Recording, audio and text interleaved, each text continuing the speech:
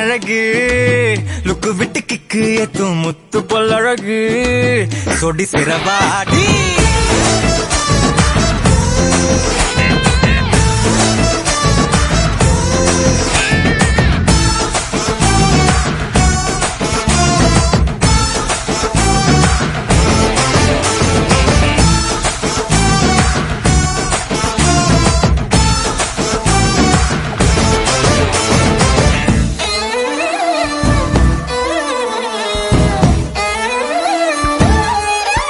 Sexy girls.